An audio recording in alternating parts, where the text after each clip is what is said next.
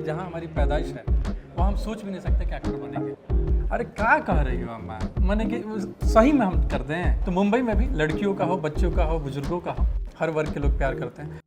बाजी हमारी भाषा ऐसी है, एक्टिंग देखने के बाद तो आदमी अपने आप कंफ्यूज आ जाएगा कि क्या करें, फाइनल कर दे क्या। तो BM स्नैक्स वहाँ है मंडी हाउस में, जहाँ 10 रुपए की समोसा उस समय मिलता था, तो आलू की सब्जी के साथ। एक काम करेंगे, जब आपका अब अगला सीरीज जो भी आएगा, अगले जो प्रोजेक्ट आप लेकर आएंगे, हाँ। अगली बार आपके साथ चार्ट पे चर्चा करेंगे, स्क्रीन पे नहीं, बात करते हुए भी जो कला आ जाए उसी कलाकार पे। अरे,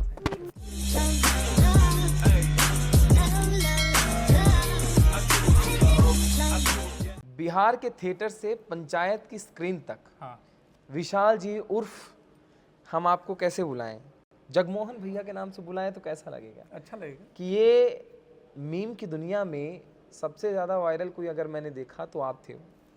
आपको याद है आप किस लिए एक मीम में बहुत वायरल हुए थे? हाँ, ये बेशरम कुमार है, श्रवण कुमार। एक बार एक वो रिपीट कर देते हो डायलॉग जो भी था वो, एक बार मैं लाइव स्क्रीनिंग सुनाना चाहूँगा लोगों को। नहीं तो वो तो ऐसे था कि मेरा जो है उसमें प्रेजेंस है, मेरे ऊपर घटना हुई है, तो जो भूषण का किरदार है और जो 2-3 लोग हैं उसमें, वो आते हैं मेरे घर पे और बोलते हैं कि एक बेटा था श्रवण कुमार, ये है बेशरम कुमार, परिवार का नाम बुरा दिया है आदमी। तो वो काफ़ी किसी भी चीज़ में चला, वो जहाँ लोग रिलेट कर रहे हैं वो बेशरम कुमार वाला चला रहे हैं कि बेशरम हाँ, कि कुमार परिवार वाला। का नाम बुरा दिया। आपने परिवार का जिक्र किया, हाँ मैंने आपके बहुत सारे इंटरव्यूज़ देखे हैं जिसमें आपने अपने परिवार को लेके बहुत सारी बातें बताई। मुझे इसमें आपके परिवार में आपकी माँ का जो किरदार है ना सर, मुझे लगता है वो हमारे व्यूवर्स को जानना चाहिए कि आखिर कैसे आपने एक संघर्ष किया जहाँ आपकी माता श्री ने बहुत ज़्यादा रोल निभाया है उसमें। मेरी माँ बिल्कुल मतलब उसका श्रेय ऐसा है कि अगर मैं यहाँ खड़ा हूँ या जो भी बात कर पा रहा हूँ उसकी वजह से, क्योंकि जहाँ हमारी पैदाइश है वहाँ हम सोच भी नहीं सकते कि एक्टर बनेंगे। वैसे समाज से आता हूँ मैं, लेकिन सब कुछ सपोर्ट जो मेरी माँ का रहा है, मतलब ऐसा मैं बताऊँ आपको कि जब मैं मम्हर जाता था और तो किसी भी बारात में जाके नाच देता था, मतलब होता था कि मन कर रहा है किसी की बारात में जाके नाच दिया, तो महिलाएं बोलती थी कि अपने बच्चे को अच्छे स्कूल में पढ़ाती हो, इंग्लिश मीडियम में पढ़ाती हो, अपनी औकात से ज़्यादा खर्च करती हो, लेकिन ये तो नचनिया हो गया है, ये तो वो करता है। लेकिन मेरी माँ भोजपुरी में बोलती थी कि ना ना जौन बा हमारे खातिर बा, तो जैसे करी ठीक बा। तो मेरी माँ बिल्कुल पढ़ी लिखी नहीं है, मतलब अपनी नाम लिख पाती है वो, लेकिन उसको एजुकेशन का महत्व पता था कि मेरे बच्चे अच्छे स्कूल में पढ़ेंगे, अच्छी तालीम लेंगे, और उसने अपनी मेहनत से पेट काट के कहें या जो भी था वैसे अच्छे स्कूल में एडमिशन कराया और अपने मन का काम करने दिया कि नहीं जो करना है वो करोगे। तो अब कहाँ से समझ लाई कैसे लाई मुझे नहीं पता, लेकिन उसने ही किया है, उसने ही भेजा। अगर आप दिल्ली जाना चाहते हो और आपके आसपास के जो भी बच्चे हैं सब IT फील्ड में जा रहे थे, मेरे समय में 95% बच्चे कोटा जा रहे थे, सबको जाना था, लेकिन मैं बोला मुझे एक्टर बनना है, मुझे दिल्ली जाना है। तो मेरे पिताजी, मेरी माँ, मेरी बहन, मेरे भाई, किसी ने मना नहीं किया, सबने कहा हाँ तुम दिल्ली जाओ, क्या एक्टर बनना है करो। आपकी बड़ी सिस्टर भी हैं, छोटी सिस्टर हैं, जिन्होंने बड़ा पुश किया आपको कि आप इस इंडस्ट्री में जाओ और जो है आजमा के देखो कि क्या करना है। बिल्कुल बिल्कुल। मेरी छोटी बहन जो है, लाला यादव नाम है उसका, एक समय था, अब वो मैं बार बार याद नहीं करता क्योंकि मैं खुद ही दुखी हो जाता। हाँ, एक होता है ना कि जब आप उसको याद करोगे तो दुख पहुंचाता है, तो खुशी का समय है तो खुशी वाली चीज़ें अभी वो याद करता हूँ। लेकिन एक समय था कि जब मैं मुंबई में काम नहीं मिल रहा था, काम मतलब प्रोसेस में हो, चीज़ें बन रही हैं, बिगड़ रही हैं, बन रही हैं, बिगड़ रही हैं, तो उसमें आप हताश तो ज़रूर होता है आदमी। तो उस समय अचानक मेरी माँ की तबीयत ख़राब हुई थी, तो मुझे घर जाना पड़ा, और घर गया तो स्थिति ऐसी थी कि मतलब दिल दहलने वाला कि भाई ये क्या हो गया, क्योंकि जवान बेटा सोचता है ना कि अपनी माँ को ठीक कर दे कैसे भी करके, मतलब यही होता। और मैं उनकी टीनेज में तबीयत था खराब हो गई थी जी, पैरालाइज हो गई थी और पूरी तरीके से बेड पे थी। तो मैं टीनेज से निकल ही रहा था, मतलब मैं 19 साल का था तो मंडी हाउस आ गया था, तो बच्चा ही था, मतलब तो वो स्थिति थी। तो मैं मुंबई से जब गया वहाँ पे वापस घर पे, तो घर पे मुझे ही रहना था क्योंकि मेरे बड़े भाई जॉब करते हैं, तो वो काम करेंगे तो रेगुलर पैसे आएंगे, घर में मुझे रुकना पड़ेगा। तो मैं रुका, लेकिन छोटी बहन जो है, लाला ने कहा कि अरे यार अब तुम्हें मुंबई में सब लोग जानने लगे हैं, पहचानते हैं, बड़े प्रोजेक्ट में शॉर्टलिस्टेड होते हो, फलाना डायरेक्टर तुम्हें जानता है, तेरी तारीफ़ करता है, तो तुम यहाँ क्या कर रहे हो, जो भी परिस्थितियाँ हैं हम संभालेंगे ना, हम हैं ना यहाँ पे। तो उसने कहा कि डॉक्टर के पास ले जाना हो, या घर की बहुत सारी चीज़ें हैं, मेरे पिताजी भी बुजुर्ग हैं तो उनकी भी बहुत सारी चीज़ें, तो मैं संभाल लूँगी, तुम अपना मेहनत मत छोड़ो यार, तुम जाओ। और उसने अच्छा, ही बहुत पुश कम किया। लोग होते हैं किस्मत वाले जिनके आप यूँ समझिए कि जो परिवार होता है उन्हें सपोर्ट करता है, क्योंकि अक्सर जब मैंने अपना करियर शुरू किया था तो मैं भी एक्टिंग लाइन में जाना चाहता था, तो शायद उस वक्त हमारे पेरेंट्स को इतना नहीं लगता, उनको डर लगता था कि इसमें करियर बना पाएगा कि नहीं बना पाएगा, बड़ा स्ट्रगल है, बहुत सारी भीड़ है, बहुत जनता है, बम्बई जाओगे अकेले कहाँ जाओगे, ये करोगे वो करोगे, इसलिए लोग रह जाते हैं। लेकिन आप किस्मत वाले हैं और ऐसे बहुत किस्मत वाले आर्टिस्ट हैं जिनके पेरेंट्स उन्हें सपोर्ट करते हैं। लेकिन जब आप बम्बई आए, हाँ, तो जब दिल्ली से बम्बई पहुंचे तो सबसे पहला प्रोजेक्ट क्या था आपके हाथ में? एक ऐड था, एक बड़ी फिल्म में शॉर्टलिस्टेड हुआ था, ऐसे बहुत सारी फिल्मों में शॉर्टलिस्टेड हुआ था, नाम गिनाने लगूंगा तो काफ़ी समय लगेगा। अरे क्या और इतने बड़े प्रोजेक्ट में कि मैं सोच के ही खुश हो जाता था कि भाई ये एक्टर के साथ अब पूरी फिल्म में रहने वाला हूँ और काफ़ी असरदार रोल है और इतने पैसे मिल रहे हैं, तो मैं बहुत खुश होता था, लेकिन शॉर्टलिस्टेड नहीं होता था। लेकिन एक पहला ऐड किया था मैं, छोटा सा मोन्टाज ऐड था। अच्छा। हाँ, मोन्टाज इन द सेंस कि कोई मेन एक्टर बैठा है, उसके पीछे कुछ करके निकल गया, उसको मोन्टाज बोलते हैं ऐसे करके। तो लेकिन मैं मौका नहीं छोड़ रहा था ना, क्योंकि कैमरे के सामने आप जाओगे तभी तो लोगों को लगेगा क्या करता है, क्या करता ऐसे में क्या बताऊँ किसी को। और मुंबई में खास करके ऐसा होता है। तो वो पहला ऐड था, शायद मीशो का था, मीशो एक ऐप है, मीशो ऐप है, उसका पहला ही ऐड। उसका ऐड तो बहुत आते हैं उसके। हाँ, तो उसका पहला ऐड था शायद, तो वो ऐड किया था। और उस समय मैं श्रीराम राघवन की एक फिल्म है 21, अभी बन रही है, हालांकि काफ़ी लंबा अरसा लग रहा है बनने में, पहले वरुण धवन थे। तो उसमें आपको देखने को मिल सकता है क्या? नहीं हम आपको देख सकते उसमें मैं शॉर्टलिस्टेड हुआ था उसी समय। अच्छा। तो लग रहा था कि ये फिल्म मिलेगी पहली जो। मैं तो सुन के एकदम सरप्राइज हो गया, मैं कहा फिर तो ये इंटरव्यू में तब चला था आधा पार्ट, नहीं जब आप उसमें आ जाते तो उसमें मैं हुआ था, तो दिल धड़क रहा था कि अब श्री राम सर के साथ करना है और मेजर पार्ट है। उस समय वरुण धवन कर रहे थे, अभी अगस्त्य नंदा कर रहे हैं वो मेन पार्ट। तो उसमें 2-3 किरदार था, तो एक मैं था उसमें। तो हालांकि उसमें नहीं हुआ पहला शूट जो मैंने ऐड किया, लेकिन अपने आप को बड़ा वो भी मानता था कि श्री राम सर ने सेलेक्ट किया है, फिल्मों में लेंगे, ऐसे वैसे चीज़ें। लेकिन पहला काम ऐड था वो मीशो।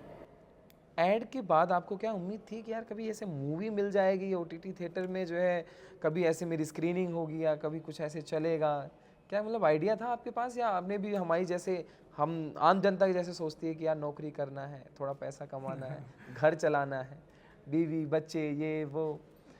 नहीं, ऐसा नहीं था। मुझे बिल्कुल पता था कि मुझे जो आता है और सही समय सही जगह पे पहुंच जाऊंगा तो ज़रूर मिलेगा, क्योंकि मुझे ये पता है कि मुझे आता है, जो जिस विधा में गया हूं मैं और जो भी रिक्वायरमेंट है वो मुझे आता है, तो मैं सही समय पे सही जगह पहुंच जाऊंगा तो हो जाऊंगा, ये मुझे बिल्कुल पता था। तो जब आपको पंचायत मिली, जैसे पंचायत की कहानी लोग कहते हैं कि यार 15 दिन के अंदर ही उसकी कास्टिंग हो गई थी या ऐसा कुछ सुनने में मुझे मिला था, तो क्या हाँ, इसकी सच्चाई क्या है एग्जैक्टली? नहीं, कास्टिंग 15 दिन में नहीं हुआ था। जो घर से जब मैं आया था ना, जब बहन ने भेजा था, तो उसके आने के, मुंबई आने के जस्ट 15 दिन बाद ऑडिशन की स्क्रिप्ट आए थे मेरे पास। ऑडिशन करते हैं ना, तो ऑडिशन का आया और मैं पढ़ते समझ गया था कि ये पंचायत है। अच्छा। हाँ, और जो कास्टिंग वाले थे उनका ब्रीफ था कि विशाल भाई अभी 5 एपिसोड आया है और यही मेन है, 2 एपिसोड में तो हीरो रहने वाला है। मैं यहीं आपको रोक के अगर एक बात कहूँ कि वो स्क्रिप्ट कैसे आती है ऑडिशन वाली, जरा हमें बताइए तो। बिल्कुल थोड़ा हम भी अपना हाथ आजमा लेंगे कि कैसे एक्टिंग में। खैर कोई नहीं। बताइए क्या कह रहे थे आप? उस सीन आता है, फिर एक सीन आपको भेजा जाता है ऑडिशन करने के लिए, मतलब अभिनय करेंगे आप, उसको रिकॉर्ड किया जाता है, ठीक है, और वही डायरेक्टर को दिखाया जाता है कि ये बंदा है, आप देख लो कि क्या कर रहा है, कैसा कर रहा है। तो वैसे ही स्क्रिप्ट आती है एक्टर के पास, वो कास्टिंग एजेंसीज भेजती हैं जो कास्टिंग करती हैं वो प्रोजेक्ट के। तो कास्टिंग कंपनी है मुंबई में, बहुत बड़ी कास्टिंग कंपनी है, मुकेश छाबड़ा, MCC है, कास्टिंग बे है, ऐसे बहुत सारी कंपनी है। तो इसमें से एक कास्टिंग बे है जी, अनमोल आहूजा और अभिषेक बनर्जी सर चलाते हैं उसको। तो उन लोगों ने मुझे ढूंढा कि ये रोल लगता है कि विशाल कर पाएगा या करेगा। तो उन लोगों ने ऑडिशन किया मुझे और फिर TVF तक पहुंचाया, फिर TVF ने देखा, फिर सिलेक्शन हुई। तो उन लोगों का बड़ा योगदान है, कास्टिंग बे का और TVF का भी। जब ये रोल आपको मिला कि यार ना अभी मुझे पंचायत में ऐसा कुछ करना है, तो जब मुझे पता चला कि मुझे पंचायत में अब ऐसा कुछ करना है, आपका रिएक्शन क्या था? मेहनत की तरफ था कि यार ये मेरे लिए एक अपॉर्चुनिटी है कि मुझे अब आगे बढ़ना है, ऐसा कुछ करना है, या आपने सोचा कि नहीं अभी घर की मुसीबतें हैं मेरे सर पे, कुछ पैसे भी कमाने? नहीं, पैसा मैं हमेशा बाई प्रोडक्ट की तरह देखता हूँ। हो सकता है आगे मेरा नज़रिया चेंज हो जाए, लेकिन फ़िलहाल तो मैं ऐसा ही हूँ, दावे के साथ नहीं कह सकता। लेकिन मेरे लिए पहला काम है, स्क्रिप्ट है, क्योंकि अगर मैं अभिनय में संतुष्ट नहीं होऊंगा तो बहुत सारे पैसे रख के क्या करूँगा, क्योंकि उससे ऐशो आराम की जीवन जी सकता हूँ, अंदर की संतुष्टि नहीं होगी मुझे। और जब ये स्क्रिप्ट आया था तो मैं बिल्कुल आपको बता रहा हूँ कि मैं 100% से ज़्यादा कोशिश किया, क्योंकि बहुत सारे ट्रेंड एक्टर, ऐसे भी एक्टर मेरे जैसे और बहुत सारे इंस्टीट्यूशन के एक्टर जो है वहाँ पहुँचे थे और सब सोच रहे थे कि ये रोल मैं करूँ, क्योंकि इतनी बड़ी सीरीज़ में बहुत बड़ी सीरीज थी। जी, इतना पॉपुलर सीरीज है, भारत का नंबर 1 है अभी, तीसरा सीजन तो ऐसा रहा। तो उसमें भी यही था कि भाई कोई एक्टर आएगा ना तो आम जनता इसको पहचान जाएगा कि ये एक्टर इस सीरीज में था, इतना काम हो जाएगा। और इसमें तो इतना स्पेस दिया जा रहा था आपको कि 2 एपिसोड आपके ऊपर होने वाले हैं, आपके घर की समस्या और सारी चीज़ों पे। तो मैंने सोचा कि अब 100% से नहीं चलेगा, 150 से 200% देना पड़ेगा, क्योंकि बहुत सारे एक्टर आपके जैसे गए हैं और सब ट्राई करेंगे, सब कोशिश करेंगे। और मैंने किया, मतलब कि लगा कि नहीं ज़्यादा करना पड़ेगा। तो मेहनत तो उसमें मतलब वही है बहुत, हाँ, कि आरा से हूँ मैं तो खून में है कि ये भाई एक वो जैसे जैसे मैं आ रहा बीच बीच में सुनता ना, एक वैसी कुछ भाषा में बात करते हैं थोड़ी देर। जैसे कि हम तो तुम्हें बताई कि जो है इतना हमें बोले ना ही आवत, लेकिन ये थोड़ा बहुत भाषा वहीं के हो। जैसे तो हम अगला सवाल तो उसे पूछे थे कि अम्मा के साथ आपकी केमिस्ट्री कैसन रही? अम्मा बहुत बढ़िया, बहुत बढ़िया। अम्मा बहुत कमाल की एक्ट्रेस हैं, आप देख ही पा रहे हैं उनको। और हमारा अच्छा बॉन्डिंग था, मतलब वही बॉन्डिंग था जो स्क्रीन पे देख रहे एक अम्मा के साथ कोई डायलॉग हो जाए, अम्मा का जोन में कोनो डायलॉग बहुत याद आवत हो कि नहीं यार ये वाला डायलॉग उनके साथ करें बहुत मजा आवत रहा? अम्मा के साथ फिलहाल और एक मुझे बार बार वो अम्मा को बोलता था मैं, वो सीरीज में बहुत कम है कि अरे क्या कह रही हो अम्मा, मैंने कि सही में हम कर दें तो अरे क्या कह रही हो अम्मा, जो है ये बार बार मैं बोलता हूँ, अगर ध्यान आप देखेंगे, अरे अम्मा, अरे क्या कह रही हो अम्मा, तो ये बार बार मैं पता नहीं क्यों मुझे ऐसा लगता है जैसे जो हमारी ये वाली भाषा है ना, का हो का बताई तो कैसन भाई हम, कि का हो तो के कैसा बताई का भवा वहाँ, ये इमोशनल भाषा मुझे है ना, हर शहर की अपनी एक भाषा होती है, लेकिन ये वाली जो हमारी टोन है ना, ये एकदम दिल से लगती है, जैसे का हो अम्मा तो के का बताई। इसमें आस है और आस में ज़्यादा जुड़ा हो जाता है, आस वाली भाषा है हमारी। पंचायत का सबसे खूबसूरत वो पल कौन सा रहा जहाँ आपको लगा कि यार ये वाला दिन बहुत खास था उसकी शूटिंग के दौरान? लास्ट दिन जो एक शूट कर रहे थे हम लोग, जो पल्ला चा के पास जाता हूँ मैं, वही सीन करना था मेरा पहला उस दिन का वो था। और सब लोग रेडी थे कि आज ये मेजर सीन है तो इसको ठीक से करना है। और पेड़ के नीचे पल्ला चा जो है बैठे हुए हैं और मैं जाता हूँ, तो वो सीन काफ़ी बढ़िया रहा। और हम लोगों ने जैसे किया तो काफ़ी सेट पर का माहौल चेंज हो गया कि यार कुछ अच्छा एक्टर आया, बड़ा अच्छा कर गया। तो मुझे याद है, हालांकि मैं कहीं जिक्र नहीं किया हूँ लेकिन अभी कर देता हूँ, वो उस दिन वही सीन था। और एक था मोन्टाज में जो गांव-गांव घूमता हूँ, उसके बाद सीरीज़ में कम ही पार्ट है, लेंथ के हिसाब से रखते हैं, लेकिन उसके बाद हाफ डे में मोन्टाज ही शूट किया हूँ। कैमरामैन डीओपी घूम रहे थे हम लोग पूरे गांव में कि जगमोहन यहाँ से रोते हुए निकला, उसके घर गया, वो नहीं दरवाज़ा खोला, ऐसे बहुत सारे शूट किए हम लोगों ने। फिर वो जहाँ ऑफिस है वहाँ भी जाता है, वो वहाँ भी देखता है, तो ऐसे पूरे दिन शूट किया। तो होटल में पहुँचा जब, तो जो कॉस्ट्यूम डिज़ाइनर थी, तो शाम में मैं खाने के वक्त नीचे उतर रहा था, तो वहीं बोले कि अरे तुमने क्या जादू कर दिया, सब तुम्हारी तारीफ़ कर रहे हैं, तुमने क्या कर दिया। अजी हमारी भाषा ऐसी है, एक्टिंग देखने के बाद तो आदमी अपने आप कंफ्यूज आ जाएगा कि क्या करें, फाइनल कर दे क्या। अच्छा, आपको नहीं लगता आप वाला किरदार बड़ा वैसे तो सारे ही किरदार पंचायत के, मतलब आप यूं मानिए जैसे देख रहे हो तो आप पूरी फैमिली ऐसे हो जाती है कि हैं अच्छा अब ऐसा। एक लोग आम जनता जो होती है, उनका जो आम परिवार होता है और उनकी जो आम लाइफ होती है, वो शायद पंचायत में दिखाई गई, लेकिन आप वाला जो किरदार है उसकी एक खास बात थी। कहीं ना कहीं मन में ऐसा लगता था अरे क्या बोल गया यार भाई, क्या हो गया यार, क्या बोल रहे हो। बड़ा सज्जन व्यक्ति है जगमोहन, और निचले तबके का है, मेहनती है, जिसको बोलते हैं कि एकदम इनोसेंट आदमी जो होता है ना, वही है। तो आप कोई भी देखेगा उससे प्यार हो जाएगा, क्योंकि गांव से अगर है ना तो उसको लगेगा कि जगमोहन यही नीचे खाट के नीचे बैठा रहता था, उसको वैसे ही फील होगा। या कोई समाज का है तो उसको लगेगा कि हाँ यार बड़ा मेहनत वाला बंदा इधर काम करने आया हो, अगर शहर में अगर मिल जाएगा आपको वही फील आएगा। तो मेहनती लोग कपड़े पे नहीं तो मेहनत पे ध्यान दे रहे हैं, क्या है, वस्त्र है, खाना खाया और पहना निकला।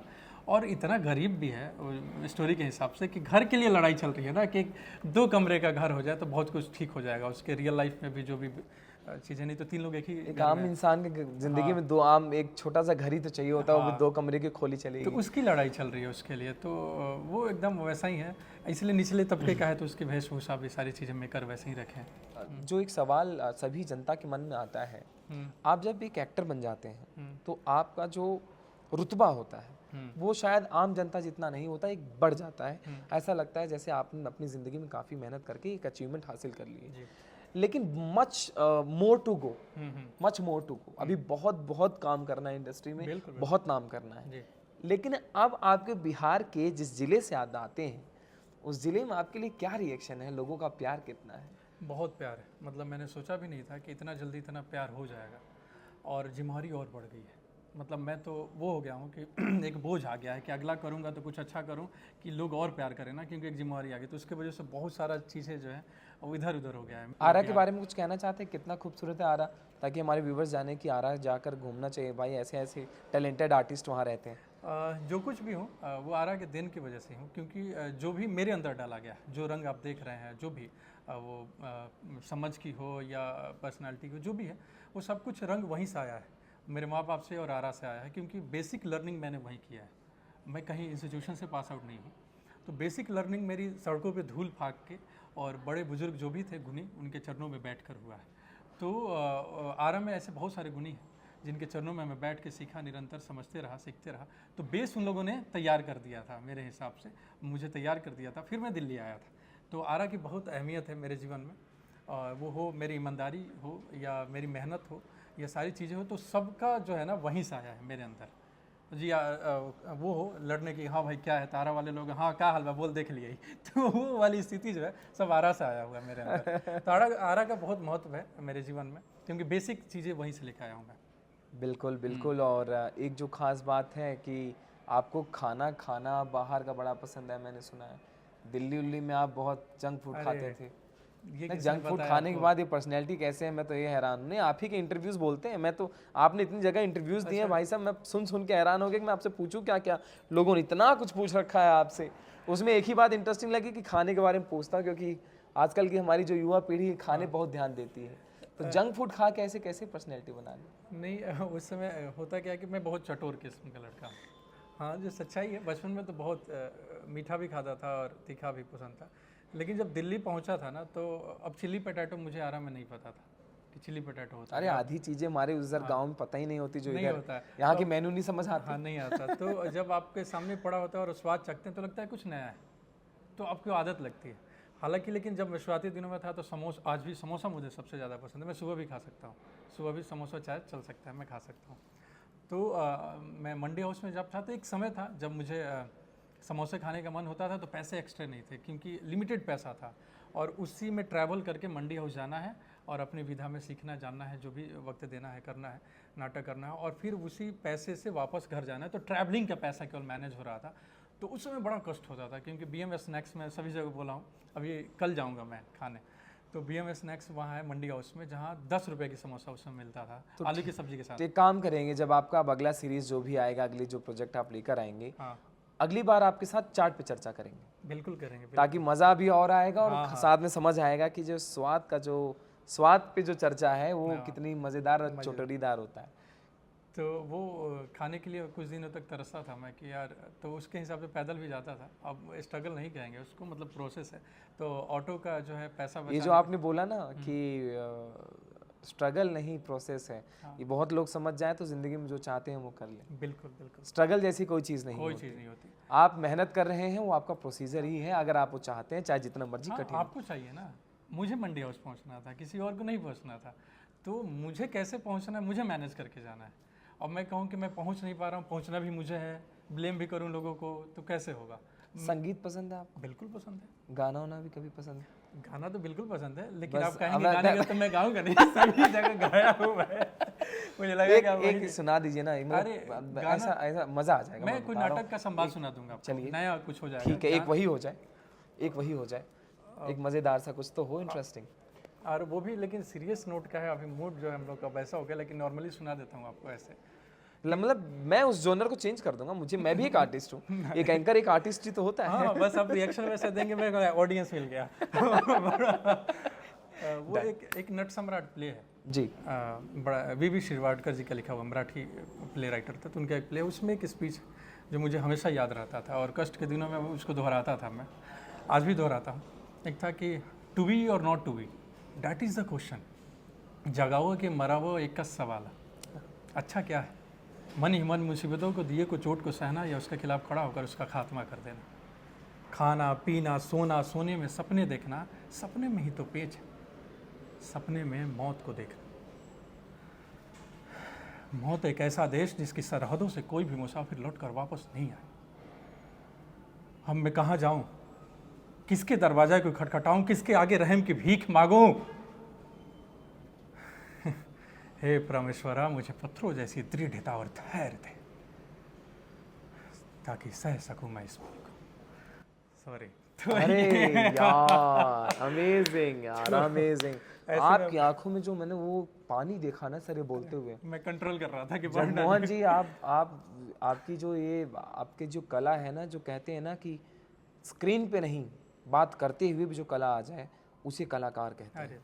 और ये जो कला मैंने आप में देखी है, शायद इससे मैं बहुत प्रभावित हुआ हूँ। और शायद मेरे अंदर की कला जो है, मैं भी कभी कभार अक्सर मैं शायरियों में कह देता हूँ तो मैं कुछ भी लिखा हुआ नहीं कहूँगा। आज मैं आपकी ये बात सुनकर एक बात कहता हूँ कि रुआसा सा हूँ कि आँखों में पानी है, कि रुआसा सा हूँ आँखों में पानी है। कला देखी है कलाकार की, कि कला देखी है कलाकार की, रोया नहीं हूँ बस रुआसूं। अरे रोया नहीं हूँ बस रुआसूं। Thank you. तो आपकी जो कला देखी है, इसी के साथ मैं ये इस इंटरव्यू का एंड करूँगा। और जाते जाते अपने दर्शकों को और जो अपने आज के यूथ हैं उनके लिए आपसे आखिरी सवाल पूछना चाहता हूँ। उनके नज़रिए से आप बताइएगा कि आप भी एक अभी ग्रोइंग एक्टर हैं। हाँ, अभी आप बढ़ रहे हैं, मच मोर टू गो। जैसा मैंने बोला, हम सब जीवन में कहीं अगर रुक जाएं तो शायद वो हमारी हार होगी। पोखरे के पानी जीतने हाँ जीते बिल्कुल कहा कहिए वो वाला भाषा आप ले आओ थे पोखरा के पानी हो जाए तो फिर वो महके लगी। तो हम लोग तो समंदर है ना, समंदर वाले या नदियों की तरह बहेंगे। एग्जैक्टली। तो आखिरी में हम एक सवाल भोजपुरी भाषा में पूछिए अपने भोजपुरी वाले सारे युवा पीढ़ी के लिए कि भैया उन सब के लिए, एक युवा पीढ़ी के लिए जो एक्टर बने चाहते हैं, जो कुछ बड़ा करे चाहते हैं जीवन में, आपके लिए क्या राय है उनके लिए? कोई भी फील्ड हो, मेरे हिसाब से दुनिया का कोई भी फील्ड हो, आप उसमें जाना चाहते हैं तो पहले उसमें एजुकेशन, अपने आप को तालीम कराएं और सीखें, जानें, समझें, फिर उस फील्ड में जाएं। उसके बाद आपकी मेहनत ईमानदारी आती है कि आप कितने मेहनत ईमानदारी से करते हैं। और मेरा जो अगर एक्टर बनना है तो उसमें बहुत तपस्या चाहिए, त्याग चाहिए। क्योंकि अभी मुझे जो रियल लाइफ में मेरे एज के जो भी बच्चे हैं उनको बहुत सारी चीज़ें चाहिए होंगी, लेकिन मैंने सब कुछ त्याग पे किया हुआ है, मुझे ये चाहिए। तो त्याग तपस्या जो है, और तपस्या निरंतर जो है करते रहना है कि ये चाहिए, नेक्स्ट ये करना है, तो बहुत पावर लगता है भाई, बहुत पावर लगता है। मैं आपको ये भी बताऊं कि मैं अभी यंग हूँ तो बचपन गवाया गया है, मतलब अभिनय सीखने जाने में टीन एज गवाया गया है, अब जवानी भी ताक पे है, तो इतना मेहनत लगता है। हाँ, लेकिन मेरा मानना है कि आप मेहनत ईमानदारी से लगे रहोगे तो पूरी कायनात वो लग जाती है कि यार इससे आपको कराओ, उस चीज़ से मिलाने के वो लग जाती है कि कराओ। मेहनत करना नहीं भूलना है, बिल्कुल मेहनत, लेकिन साथ में स्ट्रगल शब्द नहीं कहना। मेरी नज़र में मेहनत है। हाँ, और अगर आप मेहनती हैं तो जिंदगी में कोई भी काम हो, और मेहनत और ईमानदारी, मेहनत तो होगा ही, उसमें ईमानदार होना है। अगर ईमानदार रहेंगे तो वो चार चंद हो जाएंगी सारी चीज़ें जो है, और अपने आप को धोखा नहीं दे। एक और बात मैं ज़रूर कहूँगा, मेरे गुरुजी जो हैं, जो हमेशा कहता हूँ हर जगह, और उसको मैं फॉलो करता हूँ, श्री महेंद्र मेवाती, मंडी हाउस में यहाँ नवाजुद्दीन सिद्दीकी के सीनियर थे वो, हिंदी रंगमंच के बहुत बड़ा एक्टर। तो मुझे जब ट्रेंड करते थे तो मुझसे यही बोलते थे कि देखो विशाल, मैं सामने हूँ तो तुम्हें रोक टोक रहा हूँ, लेकिन मैं जब नहीं रहूँगा तो तुम्हें कोई रोक टोक नहीं करेगा। तो तुम एक काम करो, तुम खुद के टीचर बन जाओ, एक अपना थर्ड आई जो है अपने ऊपर रखो, ताकि तुम्हारी सारी गलतियाँ वो देखें, यानी खुद से देखो तुम। तो जब इंसान खुद के टीचर बन जाता है फिर कोई दुनिया की ताकत उससे नहीं हराएगी, क्योंकि वो अपने आप को चीट नहीं कर पाएगा, अपने आप को धोखा नहीं दे पाएगा। तो उसको मैं फॉलो करता हूँ जितना हद तक कोशिश होता है। तो ये भी मैं कहूँगा कि ये मैं फॉलो करता हूँ, तो आप ट्राई कर सकते हैं। क्या बात है। विशाल उर्फ जगमोहन, ये नाम आपको याद भी होगा, और मैं आपको फिर रिमाइंड करा दूँ, ये वही नाम है जिसने आपके चेहरे पे मुस्कुराहट लाई है, हंसी लाई है, और आपके दिल में एक किरदार की छाप छोड़ी है। और इन्हीं शब्दों के साथ मैं इस इंटरव्यू का समापन करूंगा। मैं आशीष दुबे आपको इनके साथ, इनकी अगली वेब सीरीज़ या अगली किसी मूवी के साथ चार्ट पे चर्चा करते हुए मिलूंगा, और मज़ा आएगा, क्योंकि ये इंटरव्यू जितना स्पेशल था, अगला वाला और स्पेशल होगा। तब तक के लिए नमस्कार। Thank you so much Ashish ji.